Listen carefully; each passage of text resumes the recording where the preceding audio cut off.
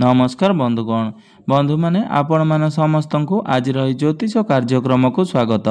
आज ज्योतिष कार्यक्रमटी कर्कट राशि व्यक्ति विशेष मानक पई बहुत गुरुत्वपूर्ण अटे, बहुत ही खास अटे। कारण आज ये वीडियो रे आमे माने कर्कट राशि मासिक राशिफल उपरे विस्तार भाव में आलोचना करिबा। कर्कट राशि व्यक्ति विशेष मानक पई एही मई 2025 टी किपरि रहिछि। एही मई मास 2025 रे आपणकर जीवन रे केउ सब परिवर्तन हेबाकु जाउछि से विषय रे आज ए वीडियो रे आमे माने आलोचना करिबा। कारण एही 2025 वर्षटी एही मई मासटी एपरि एक मास अटे जहाँकि एही 12टी जांक राशिंक पई बहुत गुरुत्वपूर्ण अटे। कारण एही मई मासरे 3टी बड़ प्रमुख ग्रहंकर राशि परिवर्तन हेउअछि। देवगुरु बृहस्पति एवं राहु एवं केतु निजर राशि परिवर्तन करने को जाउछंती। तो मई मास 15 तारीख को गुरु निजर राशि परिवर्तन करने को जाउछंती एवं 18 मई को राहु एवं केतु निजर राशि परिवर्तन करने को जाउछंती। तो एहार प्रभाव ए 12टी जांक राशि ऊपर निहाती भाव में पड़िबो। तेबे कर्कट राशि व्यक्ति विशेष मानक पई एही प्रमुख ग्रह मानकर गोचर रे केउ भली फल प्रदान करिबो से विषय रे आज वीडियो रे आमे माने विस्तार भाव में आलोचना करिबा। तो मई 2025 रे नवग्रहंकर स्थिति किपरि रहिछि एवं नवग्रह आपन को केउ प्रकार फल प्रदान करिवे, आपनकर स्वास्थ्य, शिक्षा, प्रेम संपर्क, वैवाहिक जीवन, भाग्य, कैरियर एवं व्यापार वाणिज्यर स्थिति किपरि रहिछि एही मई 2025 रे से विषय रे आलोचना करिबा। एवं अशुभत्व प्रदान करुथुबा ग्रह मानक पई किछि विशेष प्रतिकार मध्य आमे माने वीडियो रो शेष रे जानिबा। तेबे बंधु माने वीडियोटी को आगो को बढ़िया पूर्व जदि आपण मानकर भी कर्कट राशि होई थाए तेबे वीडियोटी को स्किप न करी थरे मात्र शेष पर्यंत निश्चिंत देखंतु एवं वीडियो को गोटे लाइक करी चैनल टी को सब्सक्राइब कर दियंतु। आपण माने जदि सच्चा हृदय रे ईश्वर को भक्ति करुथांती, विश्वास करुथांती तेबे भक्ति एवं श्रद्धार सहित कमेंट बॉक्स रे जय माँ लक्ष्मी, जय श्री जगन्नाथ अवश्य लिखि दियंतु। तेबे बंधु माने आसंतु आरंभ करिबा आज रही कार्यक्रम को जहाँकि जन्म राशि एवं चंद्र राशि उपरे संपूर्ण आधारित अटे। तो राशि चक्रर 12 गोटी राशि मध्यरु चतुर्थ राशि होची कर्कट राशि। आपणक राशिर राशियाधिपति हेउचंती चंद्रमा। चंद्रमा जे कि प्रति 2 दिन थरे निजर राशि परिवर्तन करिथांती। तो बंधु माने एही मई मास आरंभ रे आपणक कुंडलीर नवग्रहंकर स्थिति विषय रे सर्वप्रथमे जानिबा। मंगल आपणकर प्रथम भाव रे विराजमान अछंती।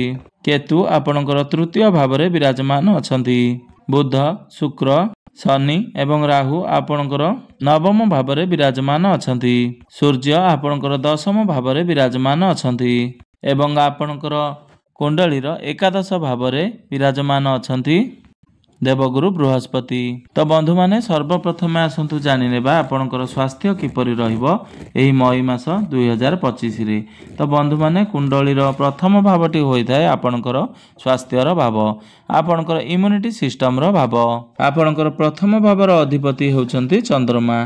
चंद्रमा जे कि प्रति 2 दिन थरे निजर राशि परिवर्तन करिथांती। तो आपणकर प्रथम भाव रे विराजमान अछंती मंगल एवं गुरु आपणकर द्वादश भाव को गोचर करिवे।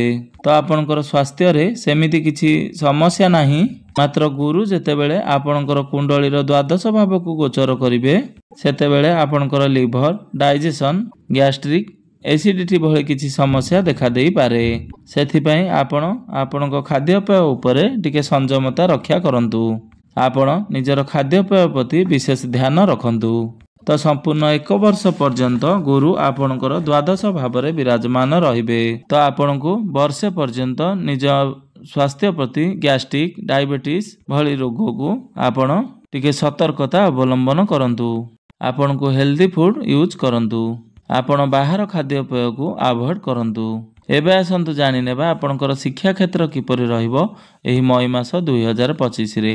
तो बंधु माने कुंडलीर पंचम भावटी होई थाए आपणकर शिक्षा क्षेत्रर भाव।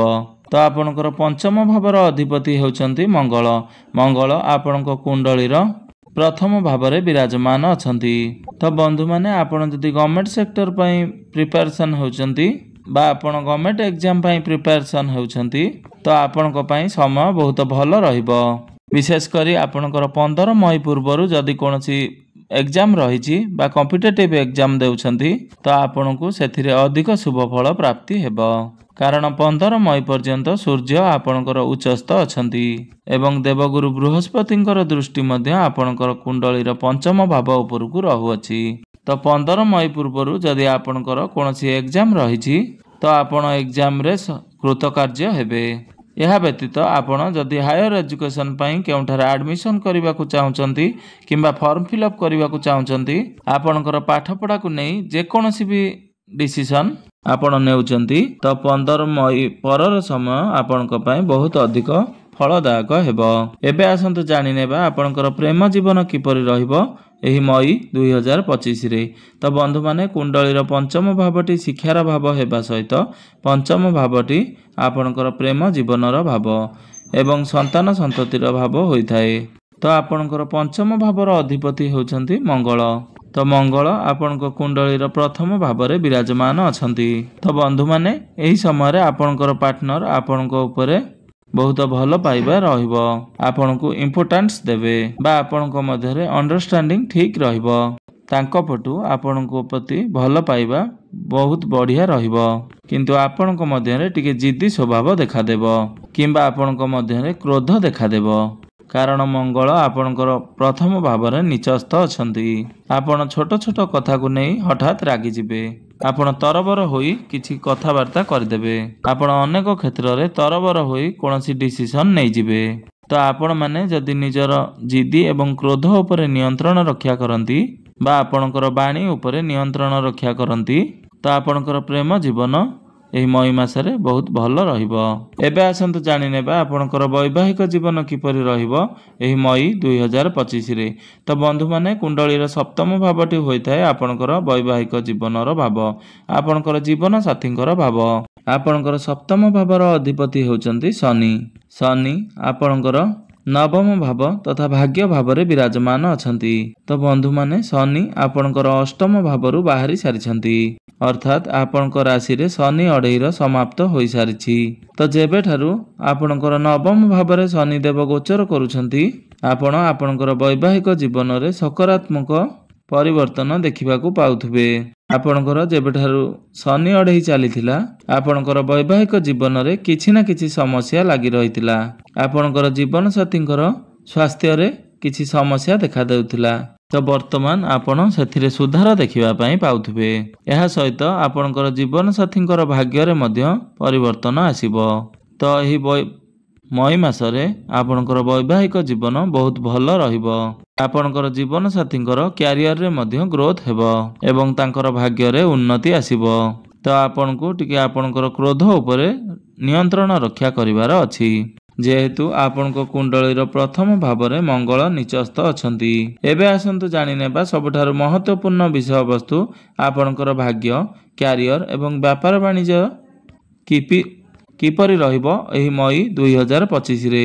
तो बंधु माने कुंडलीर नवम भावटी होइथाय आपणकर भाग्यर भाव एवं दशम भावटी होइथाय आपणकर कार्य क्षेत्र तथा क्यारियर भाव एवं सप्तम भावटी होइथाय आपणकर व्यापार वाणिज्यर भाव। तो आपणकर नवम भावर अधिपति होउचंती देवगुरु बृहस्पति। देवगुरु बृहस्पति आपणकर एकादश भावरे विराजमान अछंती। तेबे 15 मई को गुरु आपणकर द्वादश भाव को चलन करिवे एवं सूर्य आपणकर एकादश भाव को चलन करिवे। तो 15 मई पूर्वरु आपणको आपणकर भाग्य पूर्ण मात्रा रे साथ मिलिबो। तो 15 मई पूर्वरु आपणकर भाग्य संबंधित प्रत्येकटी कार्य करि नियंतु। एपरिकी आपण जदि कोनोसी शुभ मांगलिक कार्यर आयोजन करबा को चाहुचंती, किछि बड़ कार्यर आरंभ करबा को चाहुचंती, आपणकर कोनोसी मीटिंग किंबा डील रहिछि किंबा कोनोसी जमी प्रॉपर्टी आदि किना किनी करिवार अछि, तो ए सब क्षेत्र रे आपणको 15 मई पूर्वरु शुभ फल प्राप्ति हेबो। ए सब कार्य आपण 15 मई पूर्वरु करि नियंतु। तो 15 मई को गुरु आपणकर भाग्य भावर अधिपति होई आपणकर द्वादश भावर चलन करिवे। तो सेते बेले हुए तो आपणको आपणकर भाग्यर साथ मिलिबो नाही। तो गुरु संपूर्ण 1 वर्ष पर्यंत आपणकर द्वादश भावरे रहिबे। तो आपणको ए सब क्षेत्र रे टिके भाबी चिंती निष्पत्ति नेबार अछि। विशेष करी आपण इन्वेस्टमेंट ठारू एही 1 वर्ष पर्यंत पूरा दूरे रुहंतु। आपण शेयर मार्केट किंबा स्टॉक मार्केट ट्रेडिंग रु दूरे रुहंतु, कारण ए सब क्षेत्र रे आपण क्षतिर सामना करि पारंती। यह व्यतीत गुरु जेतेबेले आपणकर द्वादश भाव चलन करिवे तो सेतेबेले आपणकर खर्च मध्य बढ़ी जिवो। तो बंधु माने एबे आसंतु जानि नेबा आपणकर कैरियर किपरि रहइबो एही मई 2025 रे। तो बंधु माने कुंडलीर दशम भावटी होइथाय आपणकर कार्य क्षेत्र तथा कैरियर रो भाव। तो आपणकर दशम भावर अधिपति हेउचंती शनि, जे कि आपणकर नवम भावरे विराजमान अछंती। आपणकर दशम भावरे विराजमान अछंती सूर्य एवं मंगल आपणकर प्रथम भावरे निचस्थ अछंती। तो एही समय रे आपणको डोमिनेटिंग पसंद हेबो नाही। आपण सर्वदा निज हिसाब रे काम करिवा पई पसंद करिवे एवं आपण निजर काम गुडी को सुचारू रूपे करिनेबे। आपणक मध्य रे कॉन्फिडेंस लेवल बहुत अधिक रहइबो। आपण अन्य काहर कथा को सुनिवा पई पसंद करिवे नाही। यह व्यतीत सूर्य आपणकर दशम भावरे उच्चस्थ थिबा हेतु आपणको कार्य क्षेत्र रे मान सम्मान पद प्रतिष्ठा प्राप्ति हेबो। जदि आपणको पाखरे कोनोसी चाकरी नाही बा कामधंदा नाही बा आपण चाकरी पई प्रिपरेशन अछंती तो यही समय रे आपनको चाकरी मिलिबार बहुत संभावना रहुअछि। तो आपण निजर चेष्टा जारी रखंतु। तो 15 मई पूर्वरु आपनको चाकरी प्राप्त हेबार अधिक संभावना बनुअछि। यह व्यतीत 18 मई को राहु आपणकर अष्टम भावरे चलन करिवे। तो जे माने रिसर्च लाइन अछंती सेमानक पई समय बहुत भल रहिबो। यह व्यतीत आपण जदि ज्योतिष विद्या रे अछंती बा एस्ट्रोलॉजी करूछंती तो आपणक पई समय बहुत भल रहिबो। तेबे राहु मध्य अष्टम भावरे चलन करिवा फलरे आपणकर गोड़ खसिबार संभावना बहुत अधिक रहुछि। तो आपण जेतेबेले जेउआडे जाउछंती तो सेतेबेले आपण एही कथार ध्यान रखिबे जे आपणकर जेपरि गोड़ न खसे। तो व्यापार वाणिज्य कथा हेबा जदि तो बुध एवं शुक्र आपणकर दुई ग्रह त्रिकोण रे विराजमान अछंती। शनि मध्य शुक्रंक सहित विराजमान अछंती। तो आपण बिजनेस को आगो को बढ़ाई पारंती। आपण व्यापार रे किछि नुआ जोड़ी पारंती। तो आपणकर व्यापार को नै आपणको माइंड रे बहुत प्लानिंग आसीबो। तो आपणकर व्यापार वाणिज्य को नै एही मई मासटी बहुत खास रहइबो। तो बंधु माने एबे आसंतु जानि नेबा किछि विशेष प्रतिकार विषय रे जे प्रतिकार गुड़िक करबा द्वारा एही मासरे आसुथबा अशुभत्व गुड़िक खंडन होई आपनको शुभ फल प्राप्ति हेबो एवं आपणकर भाग्य रे उन्नति आसीबो। तो आपण प्रत्येक दिन सूर्यास्त परे चंद्रमांकर बीज मंत्र जप 108 थर निश्चय करंतु। आपण प्रत्येक दिन गुरुंकर बीज मंत्र जप अवश्य करंतु। एही मंत्रटी को 108 थर निश्चय जप करंतु एवं प्रत्येक दिन हनुमान चालीसार पाठ अवश्य करंतु। तो उदित सूर्य को प्रत्येक दिन तंबा पात्र रे जलार्घ्य अर्पण करंतु। तो आपन को निश्चिंत भाव में शुभ फल प्राप्ति हेबो। तो बंधु माने आपनकर जीवन मंगलमय हेउ एहा ही ईश्वर निकट में मोर एतिकी कामना। धन्यवाद।